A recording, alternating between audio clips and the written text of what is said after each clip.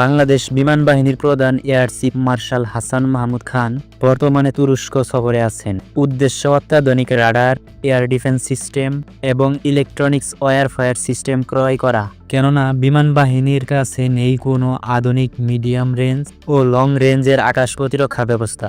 বর্তমানে বাংলাদেশ শর্ট রেঞ্জের চীনের তৈরি FM-90 অপারেট করে, যার রেঞ্জ 15 কিলোমিটার। তাই আকাশপথকে সুরক্ষা রাখার জন্য আধুনিক এয়ার ডিফেন্স সিস্টেম ক্রয় করবে বিমান বাহিনী। বিমান বাহিনী প্রধান এসেলসান কোম্পানি পরিদর্শন করেছেন। তুরস্কের এই প্রতিষ্ঠানটি radar, electronics warfare, navigation system এবং বিভিন্ন ধরনের সেন্সর তৈরি করে থাকে। এছাড়া তুরস্কের প্রধান মিসাইল নির্মাতা প্রতিষ্ঠান হলো রকেটসান। প্রতিষ্ঠানটি বিভিন্ন ধরনের রকেট এবং এয়ার ডিফেন্স সিস্টেম নির্মাণ করে। রকেটসান ও এসেলসান এর যৌথ প্রচেষ্টায় তৈরি হিসার এয়ার ডিফেন্স সিস্টেম। এর 3টি ভেরিয়েন্ট রয়েছে, যেমন হিসার এ, হিসার ও এবং হিসার ইউ। হিসার এ হলো শর্ট রেঞ্জের এয়ার ডিফেন্স সিস্টেম, যার রেঞ্জ 15 কিলোমিটার।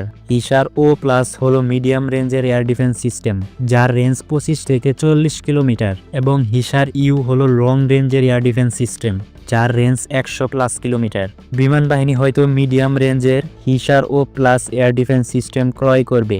আমাদের ভিডিওটা পছন্দ হলে চ্যানেলটি সাবস্ক্রাইব করে সাথে থাকুন। ভালো থাকবেন, দেখা হবে অন্য কোনো ভিডিওতে।